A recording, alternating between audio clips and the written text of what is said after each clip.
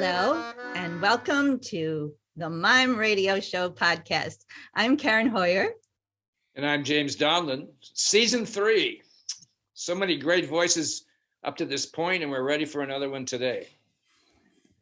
Who is it, James? Who is it? Yeah, well, I'm a little foggy today. It's a cold weather outside. I know you're in Chicago. I'm in Ashland, Oregon, and the cold is banging around inside my head. So let me read to you about Leland Faulkner, a prolific artist. Leland Faulkner is always searching for the joy, magic, and fun in theater. His 30-year career is crafted from the mime's physicality, the actor's imagination, and the magician's love of illusion.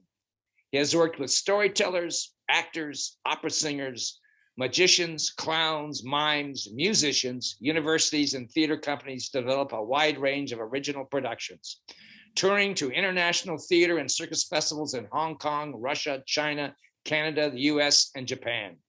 He is the former owner and director of the Celebration Barn Theater. Leland is also an award-winning filmmaker and digital media producer. As a young theater artist, he apprenticed with master mime artist Tony Montanaro and became his touring partner for 3 years. Another of his mentors was the world-famous and revered magician John Calvert, whom he performed with in Las Vegas and New York City. He continues to develop new work, most notably Walker Between Worlds and Dreamcatcher, Native American story-based performances that have received accolades. So with that, let us welcome the prolific Leland Faulkner. Yay, bravo. Hi. Welcome, Leland. We're so glad that you joined us today. And Thank you, Karen. I've been watching a lot of your videos and looking at your photos, and I'm so excited about your work. I have never gotten a chance to see you live, but so wonderful that you could join us today. Well, thanks. I love the fact you guys are doing something historical about mime. And where are you coming from right now, Leland? I'm in Auburn, Maine, right on near a lake here. Yeah, it's interesting. Your work is so eclectic, drawing from so many different sources. But I would say that probably at the core of it is the mime training and the mime artistry that we're going to talk about today. It's really great to have you, Leland. I've seen your work, and I'm really appreciative of it and inspired by it. And you have a lot to say, and we're ready to hear it. It's always funny coming from a mime that they have a lot to say, right? Well, that's the true. Mime radio show. That's it. So Leland, I know that you've performed for all sorts of different audiences, and in particular, you've done a lot of school shows, touring in the schools and performing for kids. And so touring, going to all sorts of different countries. What we're curious about, and our first question is always, as an artist, when you're about to go out on stage, what do you do to prepare before you start the show? What's your thought or your process right before you step on stage? It's something that I learned from Tony. Because he said, when we go out, just imagine that they're all standing up for you because they love you. Oh, how lovely. Oh. And so I do that. And and part of that, is like this love affair with the audience that you want to have. And you want them to like you. You want them to be in love with you by the end of the program. And if you have to visualize that, you have to premise that and make that atmosphere happen.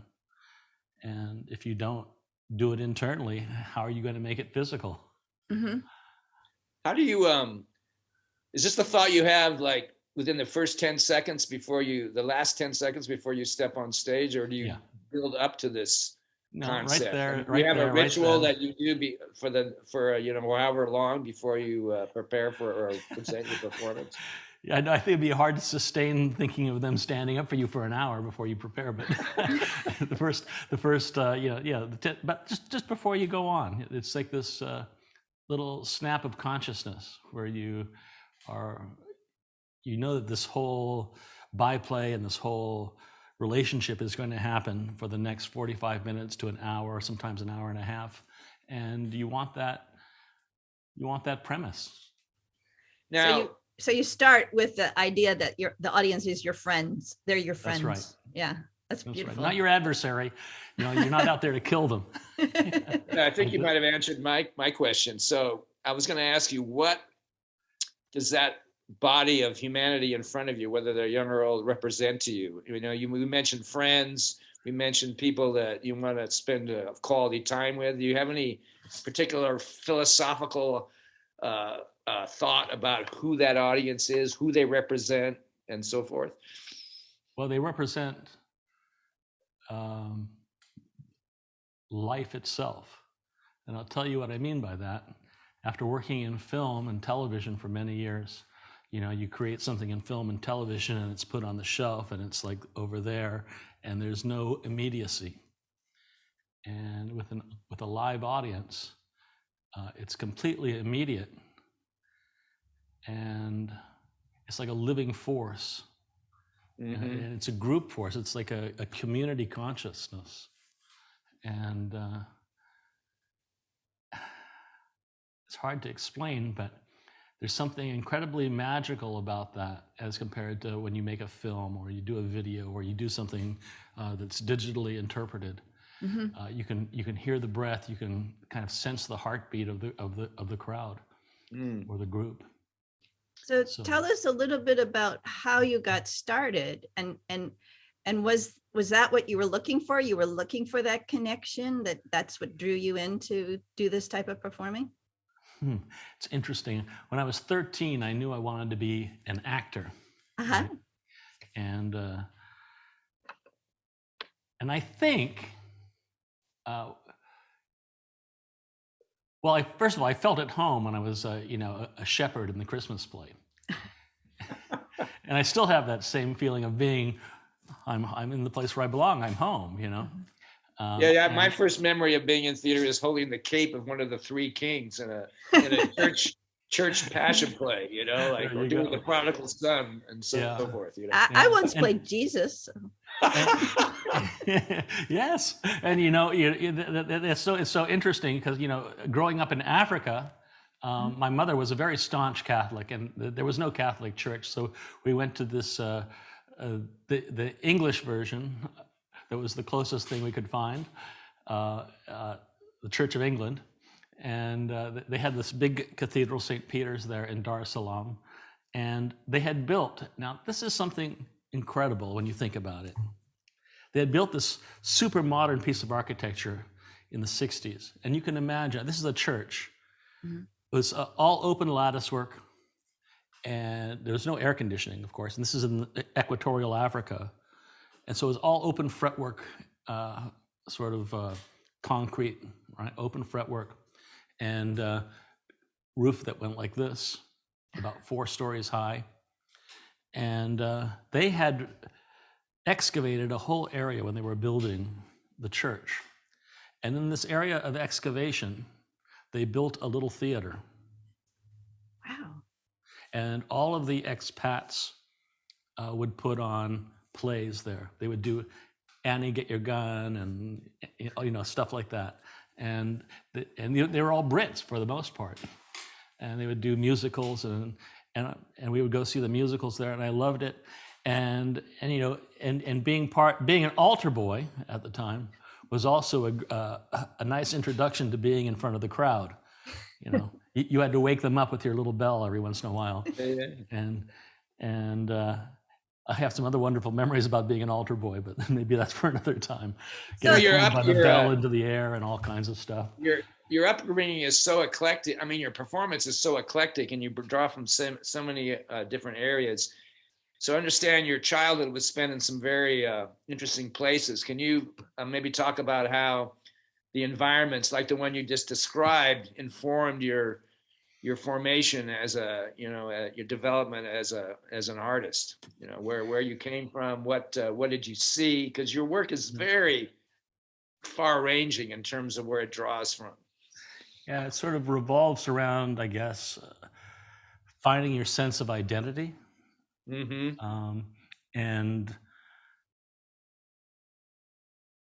when I was working with Tony in the early years, when I was like 16, 17 years old, and I had never studied mime before, and we were trying to do things, or I was trying to do things, and create things. It was very difficult to even come up with an idea of what to do.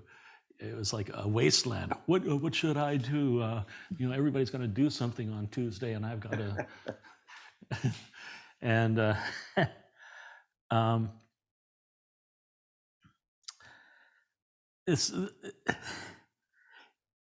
I did this terrible pantomime. I did a hunter who sees a bird, shoots it, goes over and gets it, and the bird dies in his hand. And I looked up at the audience with the most pathetic face I could conjure. That was my pantomime. Yeah. And Tony came forward and he goes, all right, so that's the perfect example of a dilettante. Mm-hmm. Oh. Dun, dun, dun. Well, here's the thing. I didn't know what the word dilettante even meant. I had to go look it up. A dabbler in the arts. I'll never be a dabbler. I'll never be a dabbler. Right? But the other thing that Tony said to me in the critique was, he said, you just don't know enough yet. You need more edges. Mm. And then later in my career, I also had another little dry spot. And it was hard for me to come up with the next thing I wanted to do. And I said, well, you got to draw on yourself. And so I started just to draw on characters like Nasruddin, who was maybe one of the first characters my parents had ever sort of introduced me to, that was from Afghanistan and Turkey and that whole area. Nasruddin is a well-known wise fool. And my parents, especially my father, just loved the Nasruddin stories. And so I was able to write and create my own Nasruddin story, illustrating it with mime and magic and storytelling, all the things that I do. And I've been able to do that with a lot of my personal history. I've done stories from Africa. I've done, of course, the Nasruddin work, and now most recently, my Native American story theater show. And it's interesting, it's taken me this long, to this point in my career, to the pandemic, mm-hmm. to decide to reach into my heritage and make it come alive. And yeah, isn't that interesting that it takes us, I have some of the same process going on with me. It takes a lifetime to finally understand who you are. Mm-hmm. Like art is such a transitory and such an evolving form. And, I'm curious who your parents were and how you ended up in these places like Afghanistan and Africa, and yeah. your reference to the Native American heritage, that's such a, it takes a lifetime sometimes to reject some of the channels that society puts one in, because we're kind of brainwashed when we're kids in a sense, and how long does it take before we start to discover the things you're talking about? Yeah, so tell us a little bit about your family. Say that again, Karen. I didn't. No. I just wanted you to tell us about your family and your travels and how it all happened. Yeah. Okay. Well, I had 3 older sisters, one of which has passed away, and they were all born in the States. Mm-hmm. My mom and dad. My mother is from the Bad River Band of Chippewa, and I'm a member of that tribe. And my father was a Shoshone Bannock from the Fort Hall Indian tribe, from the Shoshone Bannock tribe on the Fort Hall Indian. Is Fort Hall, Kansas, or someplace like that? Fort Hall, Idaho, outside of Pocatello. That far west, yeah. Yeah. And so he was the first tribal member to get his college degree, and he went to work for the Bureau of Indian Affairs. Mm-hmm. And so there he met my mother, at the Bureau of Indian Affairs. and that little mime wine. I'm starting. Oh, mime wine too. There we go. Indian Affairs. That's good. Starting early. and so working at the Bureau for him, he told me, was like, well, it's springtime. We're going to do this. This is our plan. We're going to try and execute this thing and make that happen. And then they went into summertime. And I said, well, we got to get this done. We got to get these things done. And in the fall, they go, well, we didn't accomplish all the things. And in the winter, I said, well, we got to get back to planning. And it was a cycle like that for 4 years, he said, where things just, they evolved into nothing. And they stayed the same. And it frustrated him. He wanted to make a difference. So he applied to foreign service and worked in foreign service for 30 years. He first worked in India without the family, on his own. My sisters were being born at different times along this journey, and then finally my 3 sisters and the family moved to Afghanistan with my mom. And you got to realize what it was like in Afghanistan. This was in the Helmand Valley, which is now one of the most violent and war-torn places in the world. And what years would these have been? What period of time? This was 57, 58. Mm-hmm. You know, so it really was a tribal, very different place, you know. I mean, some things never change, but I can imagine. Yeah, and very tribal, and interesting philosophical attitude towards Western thinking too. I'll talk about that maybe later if you remind me. And so I'll write that down. He was in. Were we in?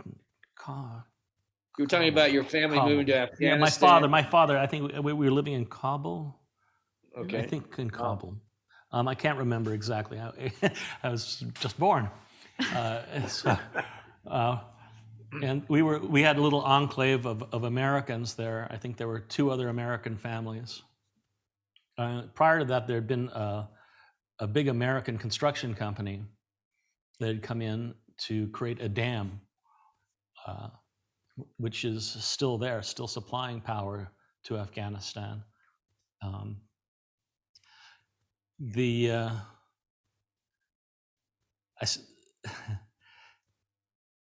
I was born there. This man, Dr. Bailey, assisted at my birth, and wow, you know the doctor's name.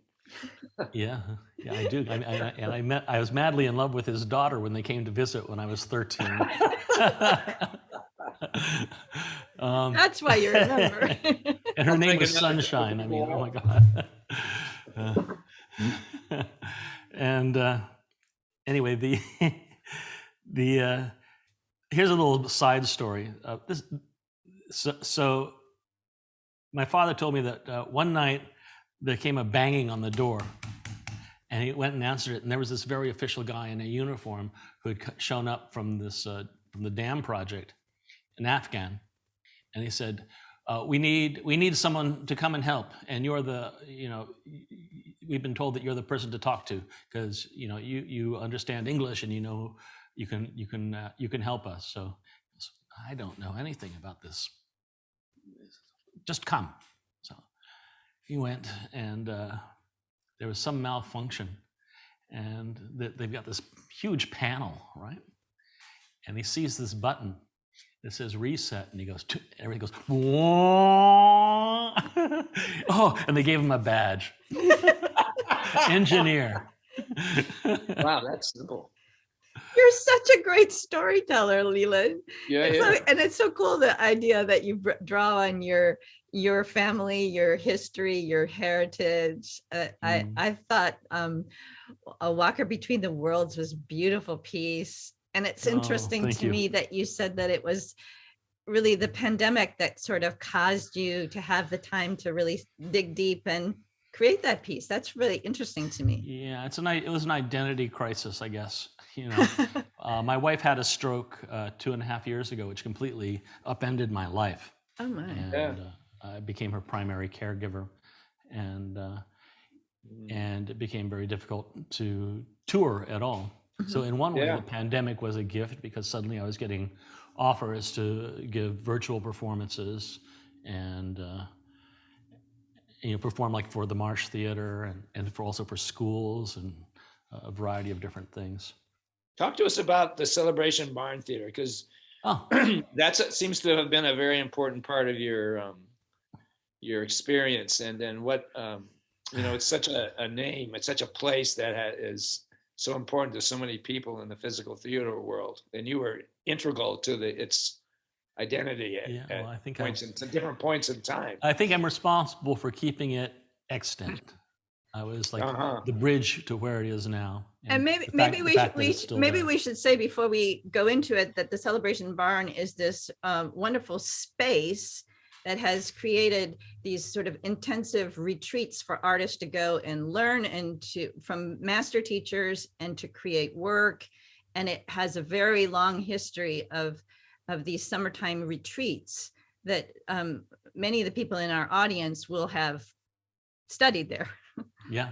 And when I first went to the barn, it was just Tony's personal space where he taught and no one else. And when I bought it,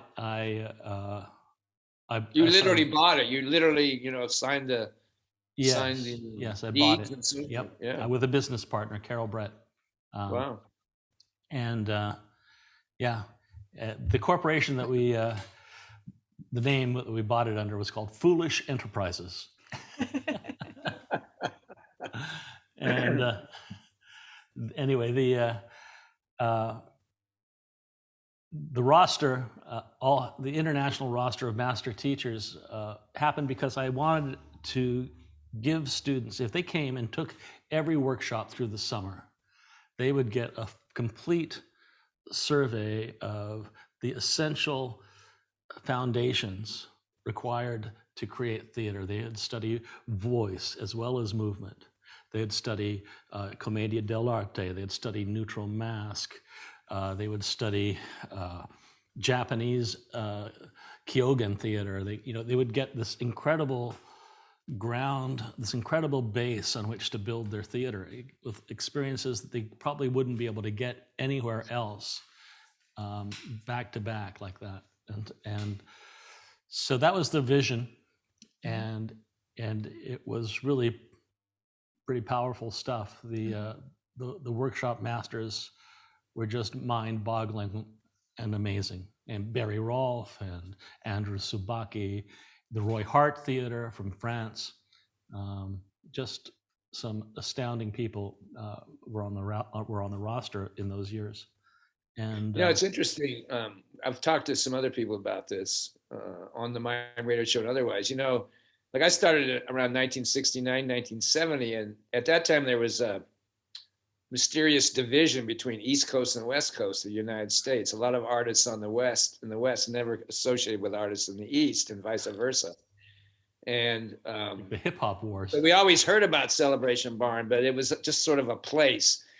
And I'm wondering, how did you feel that in your past, that there was this kind of division of identity? Because I certainly felt it. And the Big Mime Festival in 1974 was one of the first, maybe the first time when artists from different parts of the country in La Crosse, Wisconsin, and Barry Rolfe was one of the producers of that. The first time the groups came together, as well as very exciting artists from Europe and Mamiko from Japan. Mm-hmm. But I'm wondering if that was something that you were aware of, or in passing. I did sense it. Yeah. But personally, I'm a walker between worlds. So, I went to dell'arte and I studied with Carlo Mazzoni Clemente, who was Tony Montanaro and Carlo. They worked together, for a while. Uh-huh. Right. And actually, that's how this whole illusion was created in an improvisation, between Tony and Carlo. Huh. And Tony was miming being in a barrel, and Carlo goes, "Do that again." And suddenly, Excellent. then after that, it evolved and entered the lexicon of cliches. Of But, course. So it must also. Let me It just also say, must. Karen, let me just make a point. So this word cliche, something we need to talk about later, because we've all done this. I even saw you do it in the Escape, I'm just saying, what does that really mean? And maybe there's some kind of something below the surface that has more depth than what we're talking about, but we'll come back to that, because that's one of the issues with mime, and one of the challenges of being a mime in our society is how to bring resonance to that kind of idea. Go ahead, right. Karen. Yeah. I was just curious, because it seems like as a teacher myself, I imagine teaching at Celebration Barn was really satisfying too, because you have all these students that are eager to learn. Do you yourself teach? Yes, I do. In fact, I'm still teaching. I run a monthly workshop called the Kinetic Connection, virtually, but we're thinking about now having the very first in-person event, but it's still kind of iffy. The pandemic is still having its effects, so we're slowly working towards making that become an in-person event. But I've had a very loyal base of students and participants, and a wide variety of disciplines too, showing up for the Kinetic Connection.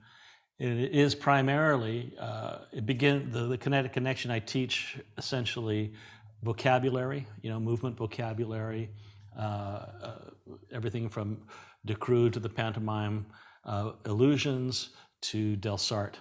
And I'd love to talk about Delsarte here at some point too. Go ahead. Delsarte's one of my favorite subjects. Tell us a little bit about it. Okay. Delsarte wanted to be an opera singer. He was a genius with music. He was, as a little boy, he was playing in the sand, and as this band paraded past, and a man walked by and said, "What's that?" He goes, "Oh, that's the music they were playing." The man looked at the squiggles in the sand and he said, "Show me." And the kid duplicated the music. And this guy was one of the biggest music teachers in Paris at the time, and took this little street kid. Oh, we just lost power.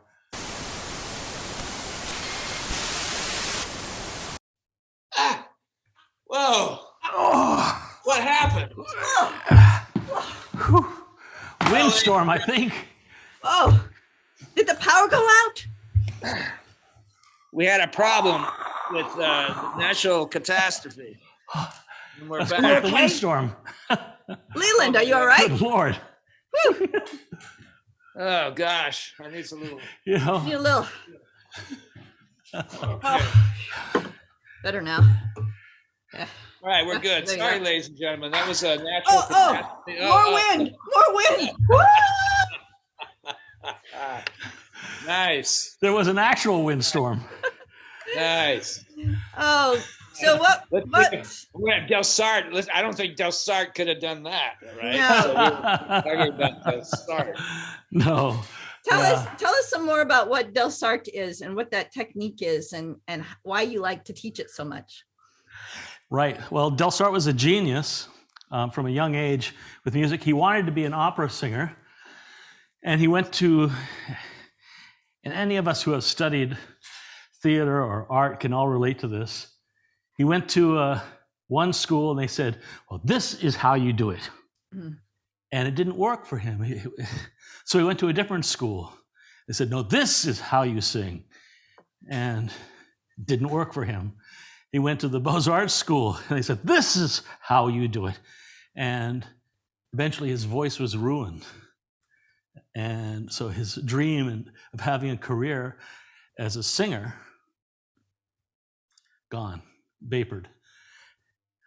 Yet, in his old age, his doddering old age, singing for some of the biggest theater critics and societies in France at the time, in his old age, he brought everybody to tears when he sang, even though his voice was aged and cracked. And it was because of the power of his gesture, the power of sourcing his voice in different parts of his body through this whole method and approach that he had created. Because of that ability, he was able to move their hearts. So the way it came about was that he took a job outside the world of music at a hospital for the terminally ill. And he would, when he was first told to go down to the morgue to get something and do something, he was disgusted. He couldn't look at the dead bodies. It was a huge struggle for him. But eventually he said, and this was written up, I believe, by Genevieve Stebbins in the Delsarte System of Oratory. Eventually he said he became like one of the doctors, and he got that sort of clinical ability to see things without having an emotional reaction. And like a scientist. And what he did, what put him on this path of gesture and movement, was observing that the patients, as they gave up their will to live, their thumbs would retract into the palms of their hands. And so in death, they were like this. And he was down in the morgue, and he was looking at all of the bodies, and they were like this, with the thumbs. And so he came up with this postulation that maybe the thumb is like this thermometer. It's a thermometer of vitality. And so to test his theory, he took a newspaper and he cut holes in the photogravure of the newspaper, right? So that nobody would know he was observing them, right? And he saw that nurses, the nursemaids for the children, and the mothers treated their children differently. The nursemaids would pick the child up and put it on their hip like this. But when the mother came, the mother would extend her thumbs, reach out for the child, and pull the child to her heart. And he goes, a thumb is like an expression of vitality. And when you think about it, it's quite true. You know, when you go to defend yourself, for example, like, you know, you protect the thumb. The thumb is like the biggest yeah or the biggest nay. Some instances, you know, it's life and death. Or the mob will break your thumbs, correct? Yeah, to destroy your vitality, to destroy your vita, your yeah, it's like such an important gestural element. And that got him, he was a Christian, but he also, you know, a lot of the different religions use the concept of a trinity in many different ways. And what he did is he broke the body down into these trinities of mental, physical, and emotional. And he broke it down into every part of the body.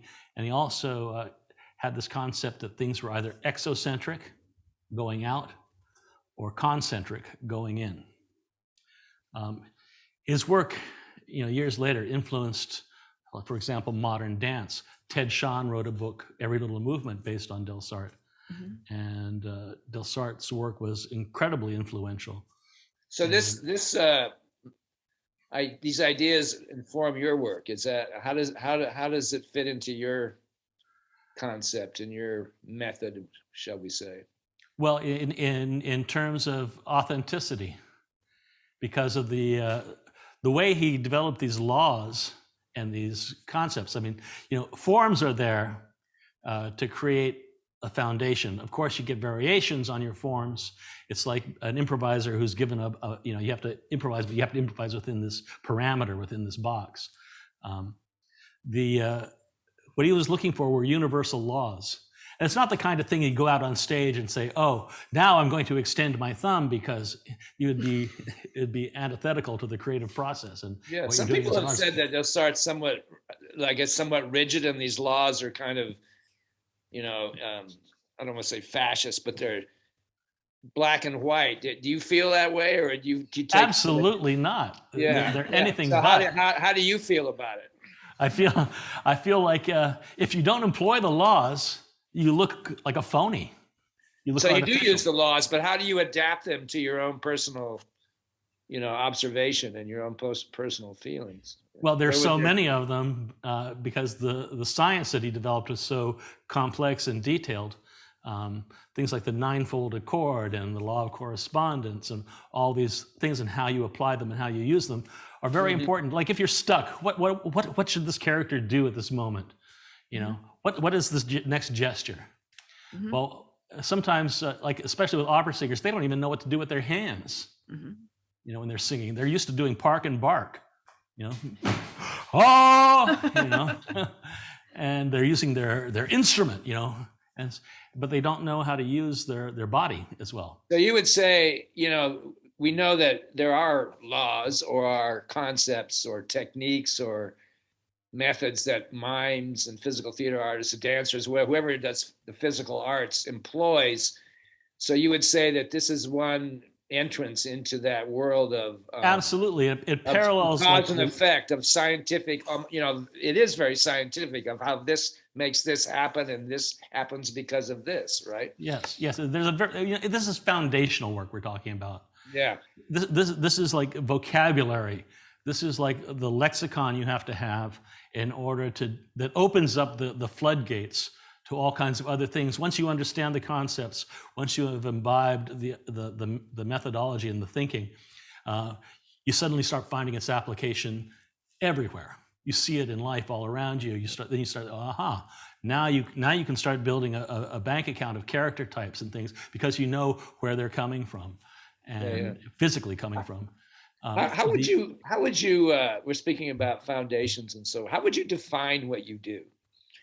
You draw as a teacher or as a performer, or well, you can both. I mean, performer and teacher. How do you? I mean, I feel that a performer must teach it. That's part of the mission of being a performer is you hand down information to others, and you can do it. Tony used to say, "I teach because it keeps me from being lazy." Okay, that's interesting. But how would you define what you do? I mean, if I was somebody from another planet, what would you say that you do? I'm showing you a metaphor for life. And a metaphor is for cows. What's that? A meadow is for cows. I'll drink to that one too. Yeah. Well, you're a poet. Just drink to that too. Yeah. So you're a poet. So that's your Mime manifesto. It's the reason. What draws you to this art form is it because it is about life. Yeah, it's a way to understand life, mm-hmm. and let people see themselves. Mm-hmm. And I mean that on the sort of epic level, on the the collective unconscious level. Yeah. And here's something that just came to my mind. So, how does this reflect on your ethnicity in terms of being a Native American? How does this being seen? Is there a different importance there? Or yes, there's a lot to be weighed in that process. Yeah. There's a lot on your shoulders. There's centuries, there's thousands of years on your shoulders in a way. Uh-huh. And how long did it take you? We talked earlier about, the passage of time before one comes to an epiphany of so. Were you always aware of this weight, or is this something that's become heavier as you've gotten older, or now you've I think decided to deal with it's one of the reasons I stayed away from doing something based on my heritage for so long. Mhm. That makes sense. I think it was, first of all, you don't want to offend your people, your culture. Second of all, you want to elevate it. Third, you want to educate people about it. Mhm. And I wasn't ready to do all those things. And part of it is because I'm a walker between worlds. Part of it is because I was a fourth world kid growing up overseas. Right, and we would come to the reservation. Dad would take us around, the old ranch, and we would go to the powwows, and we would see our relatives, and then we'd go off and we'd go live in Africa or Iran or Tanzania or wherever we were assigned. And so there was a little bit of a disconnect, cultural disconnect. So I've had to grapple with that and bridge that. And that's one reason why I called the program Walker Between Worlds, is because that's what I am. That's a great title. Yeah. Yeah, I can understand the complexity that you're talking about here. Mm-hmm. Have you performed for Native American audiences? I have, actually. Years ago on the Fort Hall Indian Reservation, I did some pantomime and a little magic. And it was a good time. It was fun. But I've never gone like to a powwow and done something, at the arena, Do you feel that physical theater, or, I mean, it's interesting, a lot of world theater in general is more physical than the American traditional old dead white man theater, let's call it, So it's how do you see the future of maybe physical theater as one way for Native Americans to tell their stories? Is that something that has a lot of potential, or maybe it's always been done that the other cultures don't understand or have been exposed to, Well, I mean, there are traditional things that are very mimetic in their source. I mean, you look at the hoop dancers, and they become butterflies, and they become, the world. They become, just using the shapes of the hoops and doing a constant movement. They're creating a whole story of creation. And it is mime. It is mime, and it's dance, and it's story, and it's manipulation, and it's all those things. So traditionally, that has always been part of the Native American culture. A tradition, one of the biggest traditions in Native America is creativity. Yes. Yeah, and all sorts of art forms and visual arts as well. Also survival. I mean, just going back, centuries, how people of the earth would have to survive. Just the creativity. Opened up a huge door with that one. Yes, the creativity to even stay alive. Yes. People aren't really aware of it. But in the Great Dying, when the Western world came to the Americas, 90% of the native population died. Mm-hmm. I mean, can you imagine if 90% of the population died from the coronavirus today? What kind of impact that would have on the planet? Yeah, and also a very short time. I mean, very short considering the scope of time. And it happened like that. 200 years ago, 250 years ago. Yeah, it's incredible. So are you going in the future, will you be doing more work based on your Native American heritage, or did you? Yes, that's the plan. I mean, I'll have a wide ranging repertoire of things, and depending on, I've been part of the new vaudeville movement and other things as well. So I've got comedy characters like Wally Wiggins, who works as a comic Oh my MC. God, that is so funny. I saw a couple of clips of that, and he's such a wonderful character that you use him as like an MC, but he's just in himself. He's so funny. And he's a wannabe. He's a want-to-be magician. He's a wannabe entertainer, and he fails at everything. But you have a favorite genre?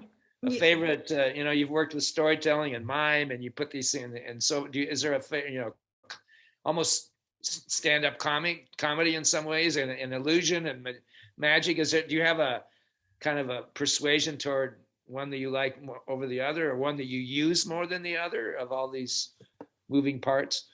Well, I talked earlier, about having periods where I was dry for concepts or ideas, or what I could do next. And about 4 years ago, it came to the point where I realized I have so many ideas and so many things I want to do. I'm not going to be able to achieve them all in this lifetime. How does one deal with that? I have the same great problem. place to be, I think. How does one solve that though? I have the same problem. In fact, as one gets older, sometimes you're more satisfied with just thinking about the project rather than acting on it. Because time is short. Like, how does one? Do you lift weights? Do you eat more healthy? How does one solve that problem to have more energy? Or is it way life goes? Well, I think yes, it's the way life goes, but also I think part of it is that's also why we teach, right? Is to pass on some of these things to other people. Sometimes our physical abilities, are going to fail us. I've had oh wow, both knees actually replaced. That was my knee going right there. Oh dear. No, it wasn't. Your chair. I think it was your chair. But I have two titanium knees here. Yet it took me forever to get back to being able to move and do some of the most basic vocabulary when it comes to movement. By the way, you have a green stool. I have a red stool. So. Mine disappears on the green screen. Yeah. Let's talk about cinema. Yeah, go ahead, Karen. I wanted this is a good segue into the mind brain and the cinema brain that you could talk about. Exactly, because you are a prolific filmmaker. You've got a degree in film. You've created this wonderful biography of Tony and the I've forgotten the name of the Cats piece. The King of Cats. Yeah. King of Cats, which I highly recommend. They sound so wonderful. Yeah. What's the connection that you see between film and mime? James and I, in James's teaching, we've been talking about how a mime can actually use film techniques, like we're using the way we focus our movement makes it become a close-up or a tracking shot. We do it all the time, don't we? Slow motion. And the world of mime, borrows from the world of film. Mm-hmm. Once film became a reality, we began to imitate the world of film. We can now do jump cuts, and we can do flashbacks, and we can do time compression. I know that like Tony, he had this wonderful sketch, Golf, and at one point, he grabs the bag in Golf, and he's walking like this. And in that one gesture, you realize that he's been walking for a mile. Mm-hmm, mm-hmm. Yeah, I mean, it's whether it's the film brain, the animation brain, the mind brain, it's all one in some ways. Just the tools are very different. That's my feeling about it. So when did you? Yeah, it is a different medium.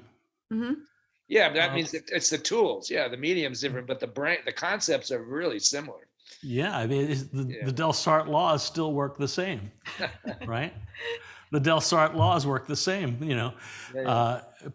when you want to be passionate, and you want to be intimate, you get passionate, you get close to the lens. Mm-hmm. Where does acting come into all this?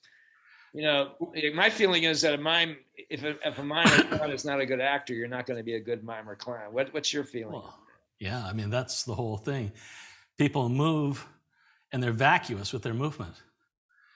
Who don't understand how to use the acting skills of having a premise, of creating internal atmosphere. And that also throws back to Delsart, who said, it's the thought and the feeling first, then it's the gesture, and finally come the words. Mm-hmm. Yeah. It also goes back to the thing that we were talking about earlier, like creating this, invisible wall that's in front of us. And that's an illusion that has become, like James said earlier, sort of a cliche. And it's because if it's not performed with the reason or the acting or right. the and it usually happens on your way to something else that you're doing. It isn't the wall. Right. That's right. You're right. Yeah. That's right. You're going here, and you have to get around this, and then it's almost like people forget that it's not the technique, it's No, the that's intent. that's an excellent way to describe it. It's used on the way to navigate through an environment, not an act in itself. Yeah. Right. Yeah. Yeah. Yeah. So as we progress as artists, we start to learn that the inside part, the reasons and the story it's not the outside showing of a technique, it's the internal Right. part. And the training that I give came from Tony. And what Tony always talked about from the beginning of my training until his dying breath, whenever we'd work together, was all about, your premise and your atmosphere first. You even if you're doing yoga, you're not just going through the moves of the sun salutation. Something moves you. You're moved by something. Something, if you imagine some light in your chest that's pushing up and forward in you, and you can visualize it and feel it, and then it becomes part of your gesture. That's different than just doing the move. And tell me, who do you think Tony was influenced by? And my feeling is everything is derivative of something else. Like, what were some of his influences, do you feel? Well, Tony, of course, had studied with Marceau. He studied with Descroux, but he also studied with Louise Gifford at Columbia University. And at the time, Louise was one of the top pantomime experts in the world teaching at Columbia. And this is a wonderful story about Louise and Tony. What's Louise's last name? What's Gifford. Louise's? Gifford. Yeah. And it's interesting, her name popped up. I was looking at a copy of the Amateur Magician's Handbook, and she wrote a whole chapter, introduction, preface on pantomime for the magician in that book. Makes sense. Very interesting. And so you were going to Tony tell was us an urban guy too, right? New Jersey, New York. He lived he grew up in Paulsboro, New Jersey, just south of New York. Italian, Italian. His mama was so Italian, it was unbelievable. She had this little restaurant in Paulsboro. Can you checkered tablecloths? Can you tell us a little bit? She was a classic, man. Can you tell us a little bit more about Louise Gifford? Because I don't think people. Yeah. So Louise was teaching mime and pantomime. At that time, Tony was a college student and very ebullient and very kind of an over the top kind of a guy. And so she just she said, "Oh, he's one of those," and he went into the library and he found these books on Delsarte at Columbia. And he knocks on her door and he says, "Miss Gifford, I found these books on Delsarte." And she goes, "You discovered Delsarte? Oh, I misjudged you. Come in." And she had, this library of all these Delsarte works, and she opened them all up to him. And I guess years later, Tony, this is what Tony told me anyway, he was studying with Descroux in Paris, and he goes into Descroux' office, and there's a copy of the oratory on Descroux' table. And he goes back later, it was gone. So then he goes in to talk to Descroux again. He goes, "Mr. Descroux, can you tell me about Delsarte?" And Delsarte goes, "No."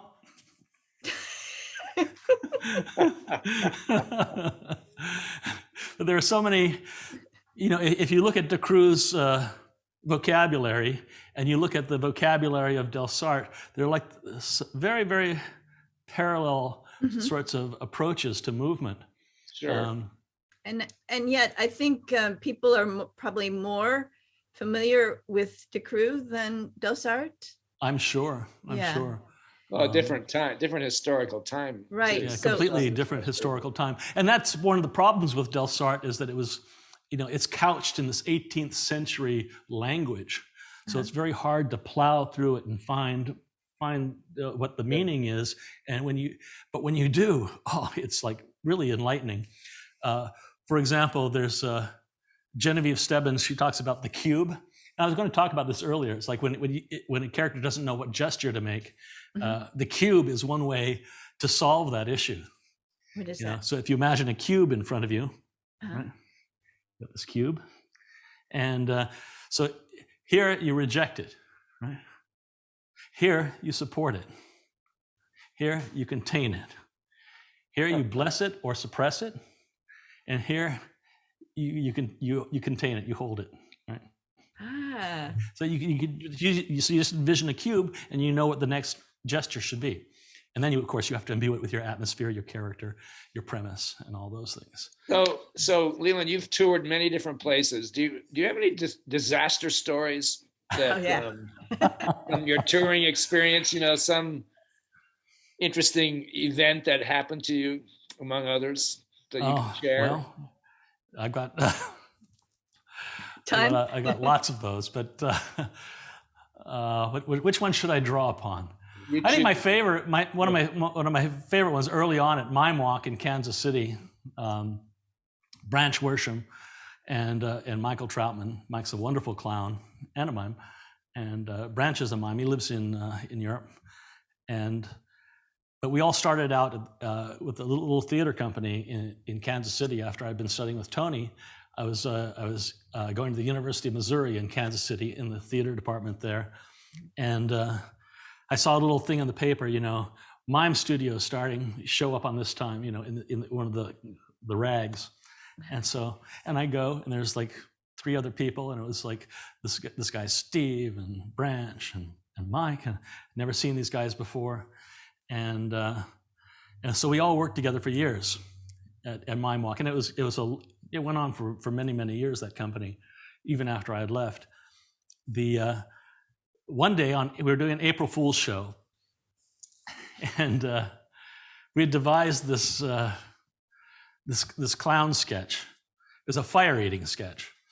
I had worked in the circus, and I'd learned how to eat fire and how to blow fire. And so we were doing a restaurant scene, but we were poor. We didn't even have a table. So we took one of those sonotubes, these tubes they use for casting concrete, hollow tube. We put a board on it. Now we had a table, cheap checkered tablecloth, cafe. Great. Sit down, and I'm the customer, and Steve walks in with this tray. Are we talking about a mime tray or an actual tray? Actual tray. An actual tray. Well, it wasn't a tray. It was like what do you call it? A chafing dish. Yeah. That's on fire, right? He walks out like with a flambe like this and sets it on the table like this.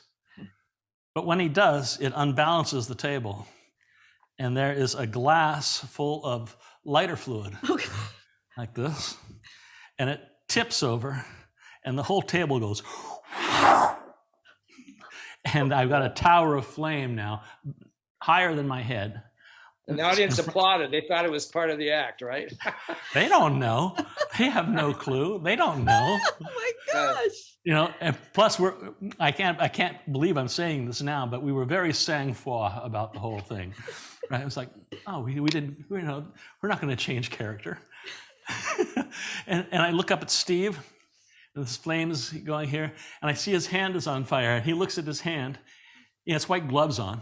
Thank God. He's got these gloves on, and flames are coming off these gloves, and he goes,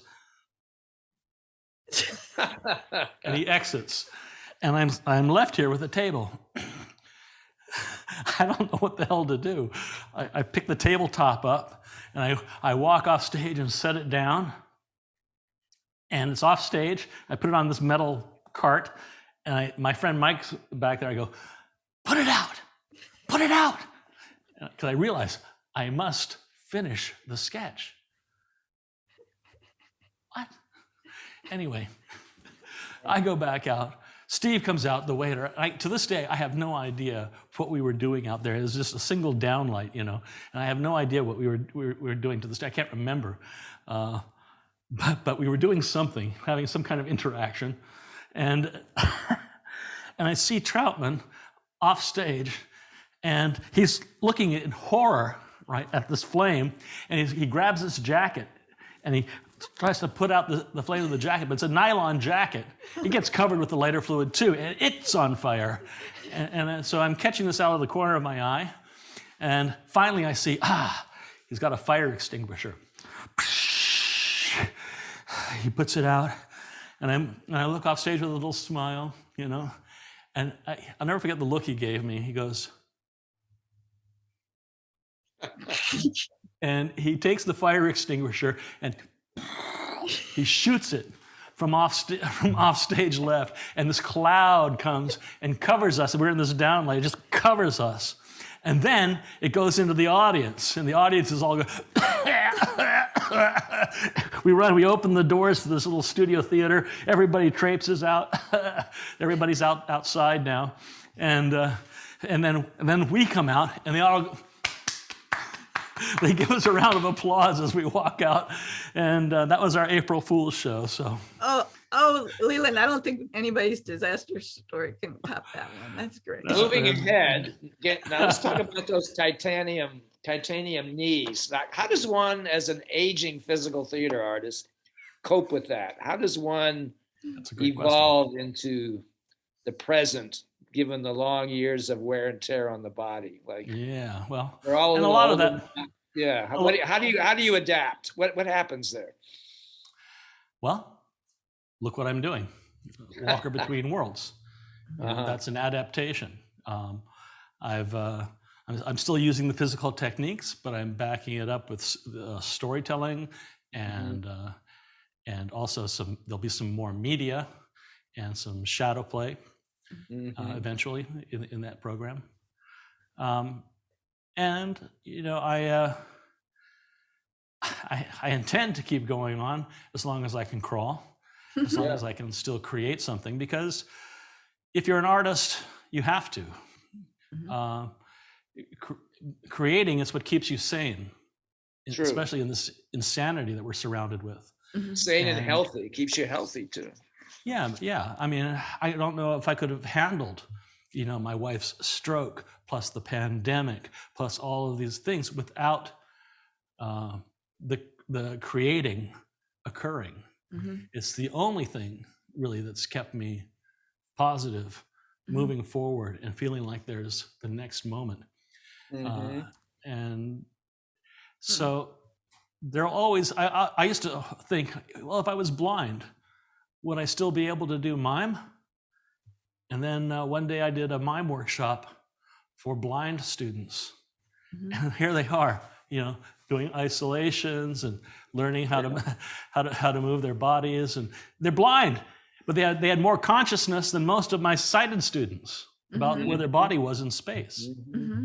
So there's always some avenue for you to create if you're a creative artist. One thing I've never understood is how someone can do just one thing and do it forever because it got a reaction, and then now it's in cement.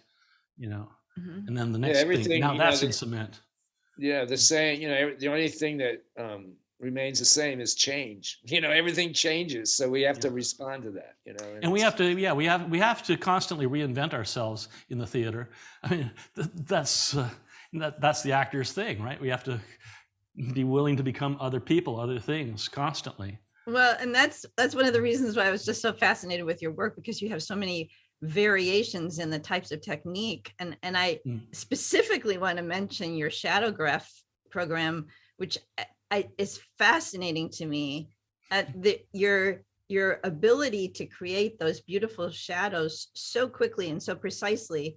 But then the other part of it that I just really loved watching the video was when you would move away from the shadow screen, your movements there that transitioned into the appearance. So there was like this you're sort of off stage, but it's so beautiful and so exquisite.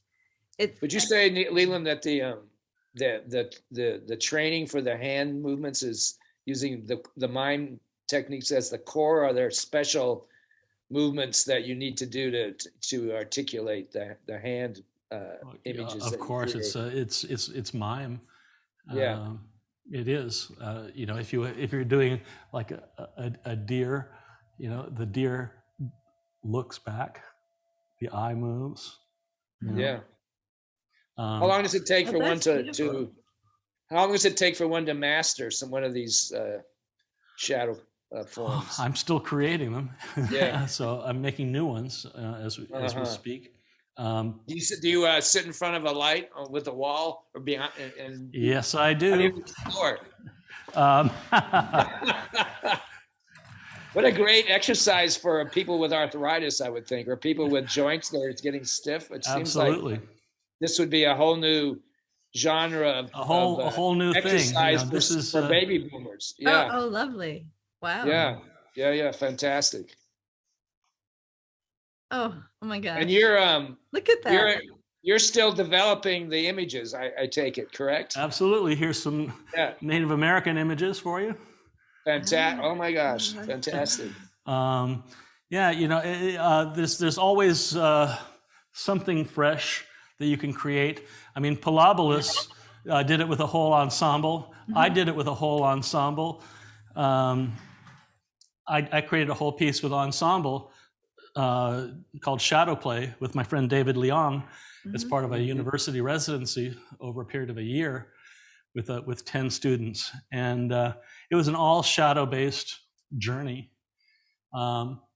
Beautiful. The way I came about learning to do it, Tony would let me start. I had a little hoop screen, and Tony would let me come out in front of the audience and do it as part of the pre-show warm-up.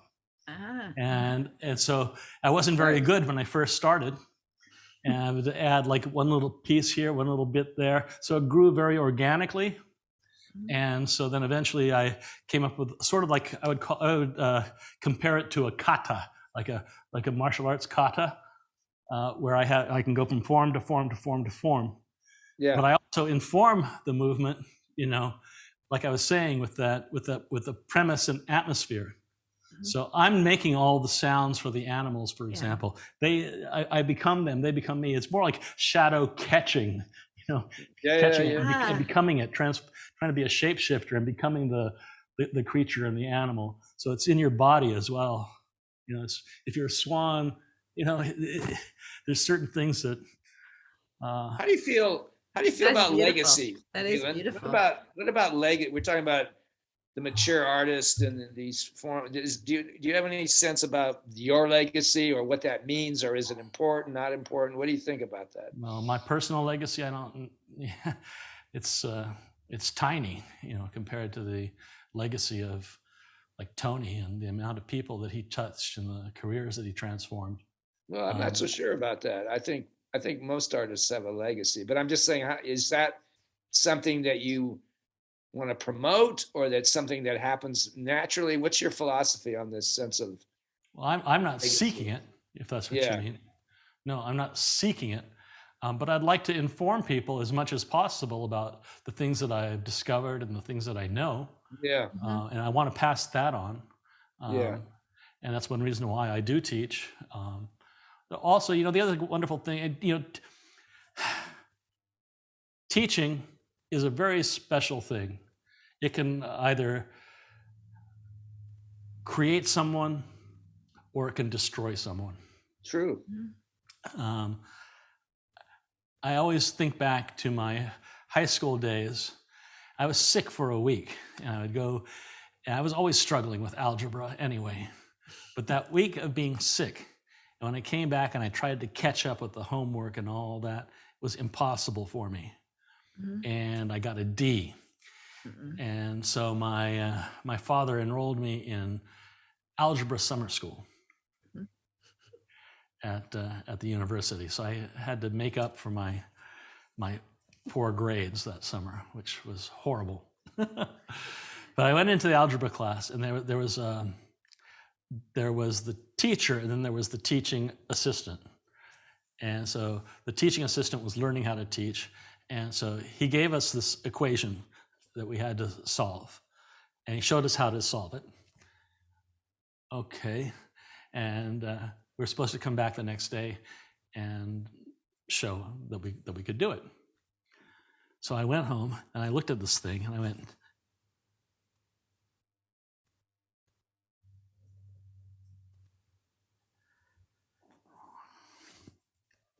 I didn't know where to begin. So I asked my dad, and my dad came in and he goes, oh, okay, look, you go blah, blah, blah, blah, and then you like it, and just like this, like that. See, do you understand? I go, yeah, yeah. So let's say, great. So the next day, he says, who wants to show us here on the blackboard how to do this equation? And I go, I do. I'm so full of myself. I get up there and I lay out the equation, and he gets up and goes, that's not what I taught you. Mm. I was crushed. Sit down. And then the master teacher came in and she goes, look, he got the equation right. And so I had to explain, well, my dad taught me how to do it, blah, blah, blah, blah, blah, blah. But it scarred me, that event. Yeah. We all have stories like that. What Yes, advice would you give But to it young? made you be a better teacher because you could see. Well, let me explain something to you. Okay. I'm not quite done. Okay. So in my 30s, I went to Brooks Institute to get my degree in motion picture studies. Mm-hmm. And one of the things we had to have, of course, was a math requirement. Because there was a lot of things with lenses and chemistry, et cetera, et cetera. Uh-huh. So the requirement was trigonometry. And as soon as I saw that, all of those feelings came rushing back. Math phobia, right? And so I see the math teacher, and a young guy, I call him over, and I say, I just want you to know, I'm going to do my best in your class, but I have a little math phobia. He goes, oh, don't worry about it. Happens all the time, especially with older students. I said, really? He says, yeah, don't worry about it. It's fine. I helped design the SATs. That did not fill me with a lot of confidence for some reason. Anyway, we're in his class. We're going along a couple of weeks in. And I walk up to his desk and I say, we've been working at stuff. And I say, so I just want to know when the other shoe's going to drop, when we actually start doing the real trigonometry, the real trig. He goes, what do you think you've been doing? Well, the guy had made it so clear and so simple to understand with such clarity and ease that it wasn't this insurmountable piece of labor. It was something I could do. Mm-hmm. And so he healed me. It was like he laid his hands on me. Be healed. You no longer have math phobia. It was astounding. And that's the difference between a great teacher and a bad teacher. One can scar you, yes, and the other one can elevate you. I have a question. That is a part of your legacy, then, is to have that relationship with your students that you can. Yes. For example, when we have critiques, we don't have critiques. First, we do mirrors, where you say just what you saw without any opinion, mm-hmm, right? And then we have gift giving, where you give people gifts, where you elevate what they do. Nice. Well, I have a two-part question. One is along this lines. What advice would you give a young person wanting to enter physical theater? Where should they go? And how do you see conquering the challenges that confront the stereotypes of physical theater in our American culture by and large? How does a kid get the excitement, the enthusiasm, and where does he or she receive that to go forward? And then what should the role of the physical artist be in going forward in our culture to defeat some of these, bad jokes that we've all heard, Right. Well,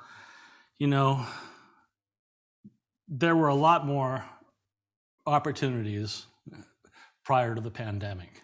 Mm-hmm. In Europe, things are much different than they are here when it comes to physical theater and the approaches to physical theater. It's kind of a narrow offering in general in the States. Even Celebration Barn, I don't think that they're offering one workshop on mime. Oh. you know. And why is that, do you think? I mean, what is that, the residue from all how should we say it, the unprepared performers of the last 20, 25, 30 years? I don't I mean, know. There's a big influence of clown theater and vaudeville. There isn't so much emphasis these days on the groundwork and on the foundational work. True. So do you feel clown and mime are almost the same, and maybe this foundation, like to me, a good clown needs to be a good mime and a good actor. I mean, if you're not a good mime or a good actor, how can you be a clown? I mean, Exactly. Like mime artists at the foundation of so many of these physical theater forms. And how does one get that message across in today's United States? You know. I know. My friend Charlie Fry, he's an incredible world-class juggler and an incredible magician, sleight of hand artist, and he's an incredible mime. I hate the guy. He's too damn talented. He's like a bottomless well of skills. But he started out at the Ringling Brothers Clown College, right? And he learned a lot of his technique there. But the most important lesson he got was from George Carl, who became his mentor. If you know who George Carl is, he was a very, very physical comedian juggler, and hilarious. But he took one look at Charlie and Charlie's act, and he goes, "Get rid of that makeup and costume." And as soon as he did, the world opened up to him. So you're talking about going back to the source to the metaphor for life and the humanness, the humanity in people is the secret, and not all these tricks. It's the premise, right? Bells and flashy colors. That one would smoke and mirrors. We don't need just because you have a striped shirt and a white face doesn't make you a mime. Yeah, we don't want smoke and mirrors. We want you, like as you were talking earlier an hour ago. We want you.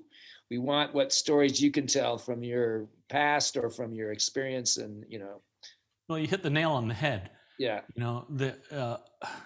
Keith Johnstone, who I also really respect a lot, he's a master of improvisation and improvisational approach. He said, the audience is just waiting for the actor to transform. And I really hold that to heart. It's really true. They're waiting to see the transformation occur, and that's what a play is about. That's what a sketch is about. That's what everything is about. It's this journey, whether it's the fool or the hero, that we want to see at the end how they have transformed. And what pure form of that is the mime in the space, just a human body transforming into a magical world. I mean, that's. It's a wizard, it's a sorcerer, it's a magic person that can do that. That's my feeling. I think we all feel this amazing respect for that art form and that ability to transform, and look forward to seeing more people study mime and perform mime. So where do people go? We're almost at the end here. Where do, the question was, where can a young person, where do they go? What's the step that they take? In a well, Celebration Barn is still offering workshops. Celebration Barn offers workshops every summer. Does one go on the internet? I mean, what would be the tools that a younger person would want to like? Do you go on the internet? Do you travel the world? Do you see as many performances as you can? What would be your recommendation for the young artist? I would say, it's everything is a personal journey, and if you can find a person, find a real human being to mentor you and guide you, who's willing to take the time to do the one-on-one guidance. That's what I got from Tony. Tony took me under his wing. Tony made me his apprentice. I got to learn side by side with him, working with him on stage. I imbibed things non-verbally from that experience. I imbibed things spiritually from that experience that, you know, that echo in my soul all the time. And that's how you really learn, you know, is that way. Which is an ageless process, you know, the magic person on the mountaintop or in the jungle that you have to search for. Once you find that person and have that one-on-one communication, that's the key, correct? Yeah. Master apprentice, you know, it's an old methodology, but it is maybe the most meaningful way. You know, my magic mentor, Tony was my mentor in mime, but in the world of magic, when I was 10 years old, I saw this magician, John Calvert, who used a buzzsaw to cut off somebody's head, and did this very romantic, sort of dashing leading man character, had this incredible voice. He was a Hollywood actor for real. And when I was a little boy, you know, I saw the poster on a pillar in downtown Dar es Salaam, and went, Dad, can we see him? He's an American. You know, it was such a novelty. And so we went to this little. It was a movie theater that has stage like the old vaudeville times, right? In Africa, and they had this stage, and he had obviously self-promoted the whole show, but he was amazing at how he did his self-promotion. You know, he for example was blindfolded, and he'd drive a car through a crowd while blindfolded, and that's a good one. And so he'd make the newspaper headlines. He knew how to do publicity stunts and that sort of thing. I like that. He came into the harbor with his own yacht that he and his brother had built. They brought all the way from the States, you know, over the Indian Ocean and blah blah blah. And he had two big cats on board at the time. Wow. And it was such a romantic thing. What a romantic picture that he built, and he knew what he was doing the whole time. Wow. And so when I saw him as a young boy at 10, it was like, you know, he's a god. And when he cut off the buzzsaw, he cut off the head, he threw it into my mother's lap. You know, my mother threw it back. I mean, he did this as it was horror, but it was also comedy. It was like he was doing sort of like a mad doctor, like a B-movie horror character. Anyway, so years later, I mean, by this time I've had a full career and been touring and performing maybe for 20 years or something. And I walk into my friend Ray Goulet's little magic shop. He had a little magic museum in the outskirts of Boston. And he says, "Hey, kid, so who's the first magician you ever saw?" He had this very gruff voice. I went, "Oh, there's this guy, John Calvert. I saw him when I was a little boy in Africa." Told him the whole story. He goes, "Yeah? Really? Of course." Well, John's a friend of mine. I've been on that yacht. We're having a dinner for him next week. Do you want to go? Come on, this is 40 years later. Wow. Of course, I said yes. I had gigs. I canceled them. And so I go to this performance, and it's a whole bunch of magicians in a hotel, in one of those little hotel, you know, sort of ballroom things. And then I realize, when I was 10 years old, he must have been in his 40s. This is 40, maybe he's probably 90 or something, I said to myself. 90. This isn't going to be good. So I sit down and ready to be disappointed, right? And when he walks out, his charisma was there. He had that, you know, that 40s movie star quality about him. He had that voice. He was still completely there. He did the blindfold act where people are holding things up behind him and he's telling them what they're holding up, etc. He did his sort of debonair cigarette act with the thing of "don't smoke." and then they have a little intermission. And after the intermission, they start again, and Tammy comes running out, his wife, and she goes, "There he is, John," and she points at me. And John Calvert comes out and says, "Ladies and gentlemen, you see that young man right there? He saw me when he was 10 years old in Africa.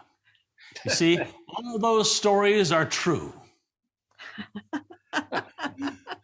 And after that, we became tight friends. He invited me to Las Vegas. I performed with him side by side.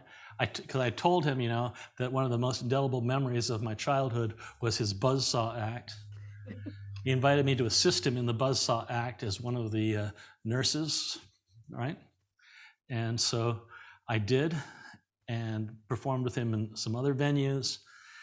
And on his 100th birthday, I was invited to New York, and I had bought, his brother had made for me a duplicate of his buzzsaw out of aircraft aluminum. His brother was an aircraft engineer. He made me a duplicate of this illusion, and I performed it for John that night on his 100th birthday. And I copied almost every inflection and everything in his script and all of his movements as closely as I could. And it was an amazing night. And that's that mentorship. That was that, he gave me the on-the-job training that I needed to fulfill a childhood dream. So, what a Karen. wonderful story. Thank you, Leland. That was amazing. Karen, ask him the last question. One of those. Yes. Leland, what do you want to be when you grow up? I don't know if I'm ever going to grow up. I'm the ultimate in Peter Pan syndrome. Yes. Oh, yeah. I want to be the very best at what I'm doing right now. I want to just do it the very best I can. Yeah. Fantastic. Well, Leland, thank you so much. There's been such a wealth of ideas and concepts and information that you've offered us in the last hour and a half, and we really appreciate you doing this. And what a great conversation. Thank you so much, Leland, for joining us. It's been a real honor, you guys, and I really appreciate what you're doing to keep the art of mime in the public eye and in the hearts of everybody, and also to the field of mimes. It's important. So thank you. That's Mime Radio, ladies and gentlemen, and others. We're all a community of humans, and thank you very much. Thank you.